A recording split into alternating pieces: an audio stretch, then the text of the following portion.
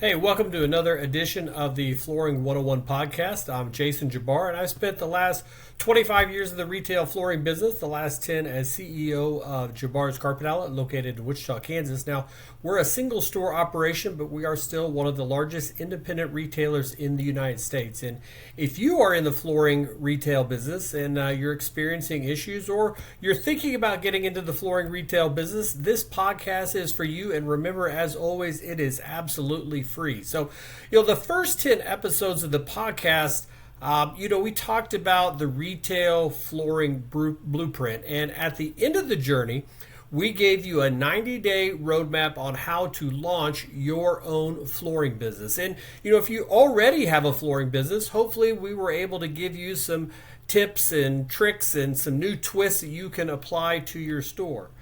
We also celebrated our 10th episode with the kind of a review of everything. We've talked about some ancillary benefits of different industry partnerships, and we went one-on-one with a very successful leader in the flooring industry. And I hope you liked our last one. Our last one-on-one, because we'll be having more guests pop in from time to time to let you know what makes their businesses unique, what they're doing to be successful, and giving you some of the best practices that they use in their business day in and day out. And we'll be talking to retailers from all across the country, the north, the south, the east to west, California to New York, Texas to Minnesota.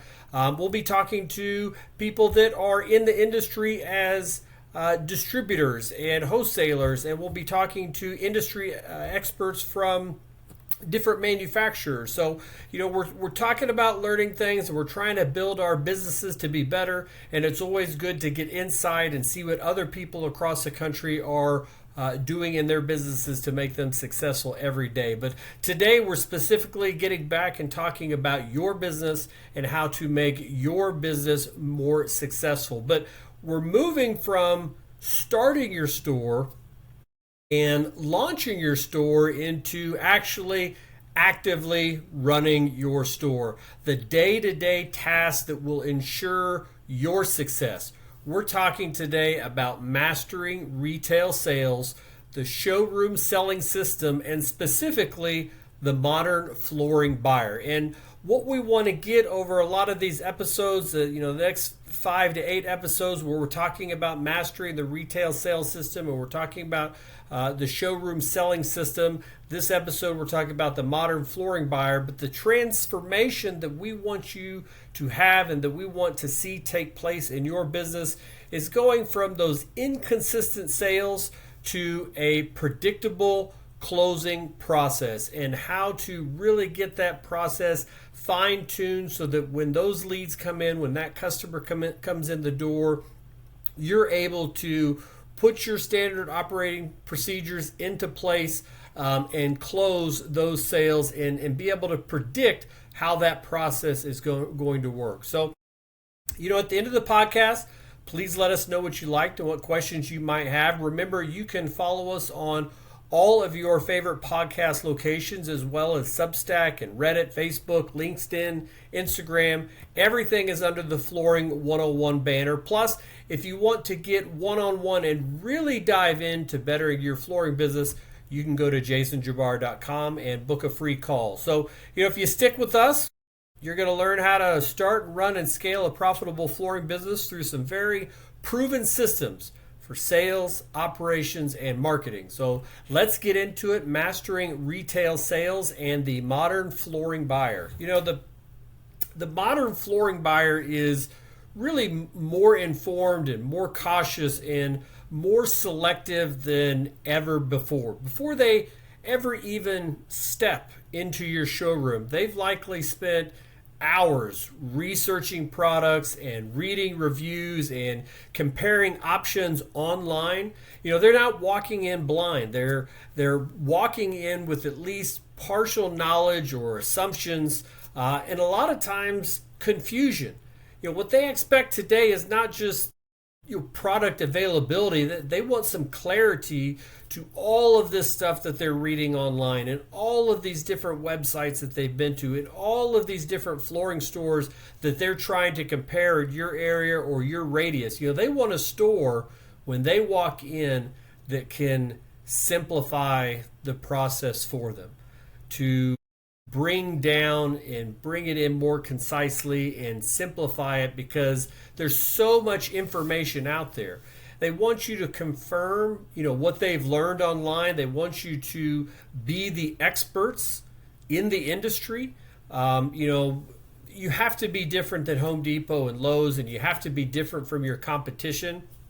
And so you've got to confirm, the things that they have read, those that are correct, and you've got to object to those things that are incorrect, and you've got to be able to guide them towards making the right decision. This is a big purchase for them. This is, they are the king of their castle. They are the queen of their castle. Whether it's an entry-level product or top of the line, you want to make sure that you guide them to not necessarily the right decision, but the best decision for them, because your role as a salesperson has really shifted from seller to advisor.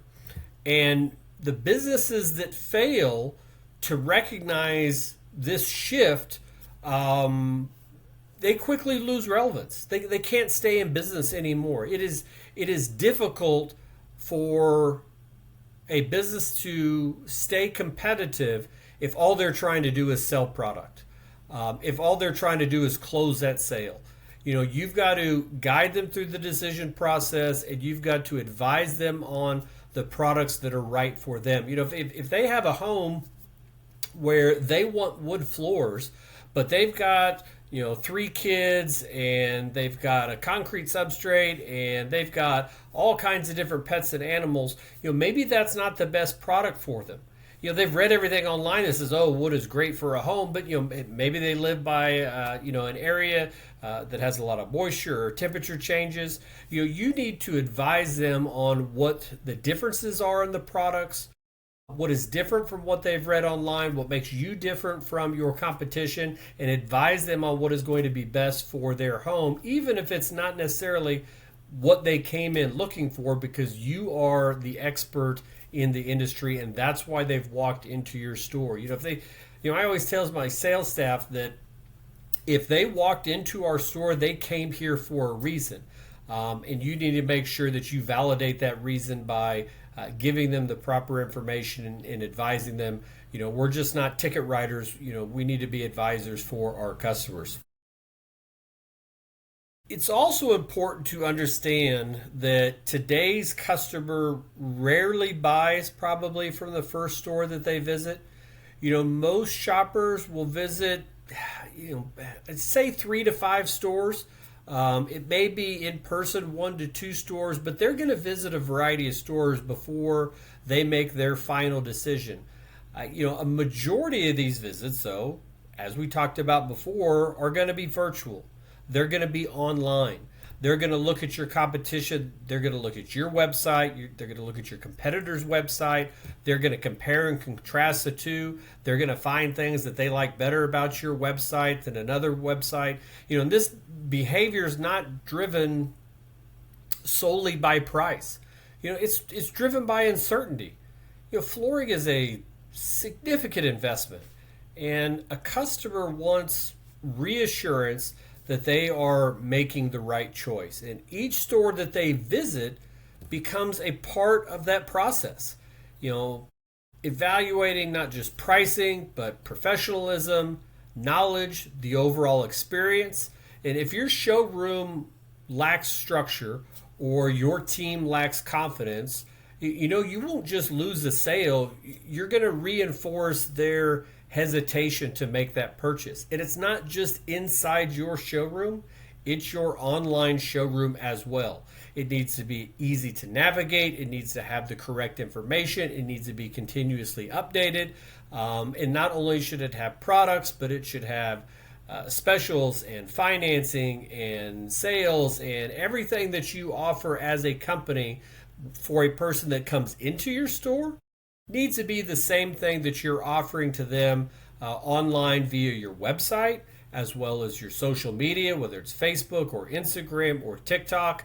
They're gathering that information. And in this ever integrated world where everything is at our fingertips, They're getting it from everywhere. It's not just, asking your neighbor, hey, where did you get your flooring from? It's your advertising, your commercials, your radio, your website, your social media, as well as coming into your store. So, the customer may only visit 1 to 2 stores physically, but they've looked at 3 to 5 to 6 stores online and they've compared them. They've looked at your reviews. They looked at your number of likes that you have. They've looked at what options you have, whether it's financing or a customer rewards program or an apartment program. They're comparing you with your competition, whether it's box stores or the guy down the street. And if that showroom, whether it's online or in person, lacks structure, it's messy, it's not well thought out, it's not well planned. If your team is the same way, they're not confident, you're going to probably lose the sale, or at the very least, they'll be hesitant when they walk into your showroom, into your physical store, about whether they want to purchase from you or your competitor down the street. Because at the core of this business, this behavior it's a simple truth. Customers are afraid of making an expensive mistake. And this is expensive. They're not buying a house, they're not buying a car, but flooring is a major purchase. And flooring is not an impulse purchase. Nobody's just driving down the street and goes, oh, you know what? I'm just going to redo my whole house. I'm just going to tear up all the carpet in the entire house and redo it all. That's not what's happening. It's a long-term decision. It impacts their home and comfort, their finances. They worry about choosing the wrong product. They worry about hiring the wrong installer. They worry about overpaying or paying too much for what it is. And because of this, they are highly sensitive to how they're treated during the buying process. I mean, this is what the modern flooring buyer is. They're sensitive to how they're treated. The pressure-based sales tactics create resistance and mistrust, while guiding a guidance-based interaction is going to build confidence. And I know probably most of you, if you already have your own store, you're probably paying on some type of commission, whether it's a base plus commission or straight commission. I know there are probably some of you that still pay hourly or salary depending on where you're located at.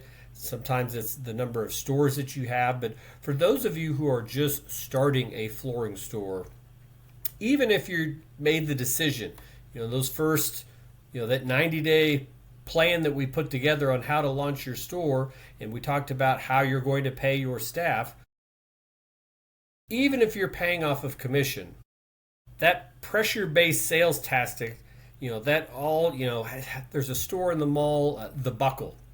I think they still pay that shows you how old I am. I think they still pay The Buckle on commission, or they get some type of commission. And when you walk in there the first time, hey, can I help you? Or what are you looking for today? Or would you like to look at these jeans? I'm usually okay with it. But the third, fourth, the fifth time, that constant pressure, that makes me think that I don't want to trust them. It makes me very resistant to wanting to buy from them.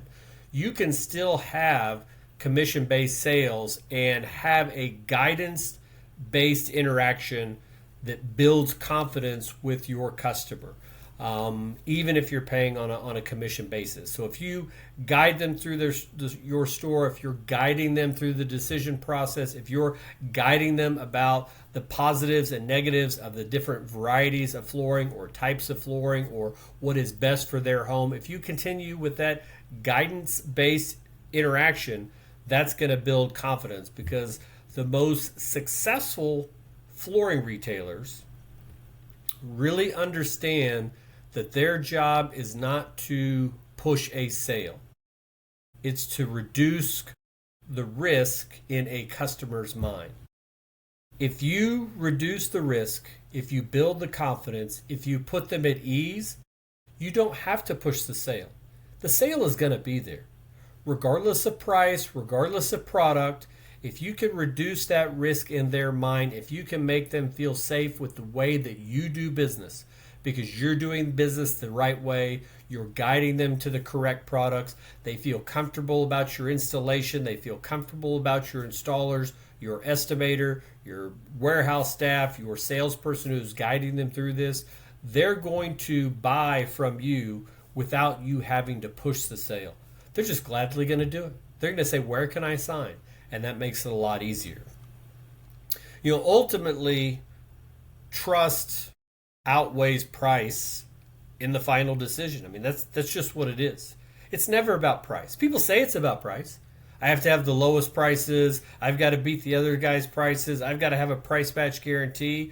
But it's never really about price if you're doing it the right way. It's about trust. While customers may compare numbers, they choose the business that makes them feel the most confident and the most supported.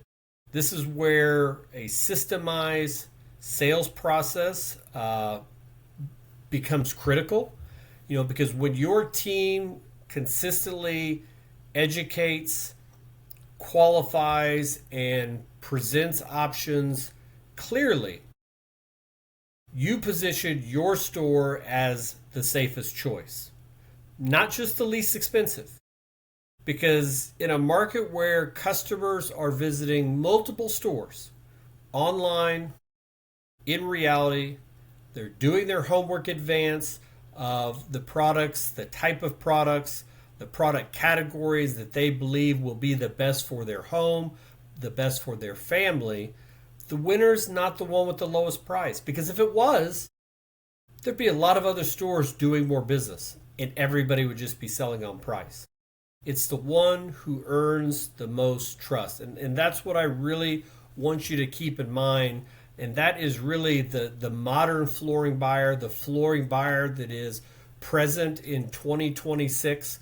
That's what they're really looking for. It's not price, it's trust.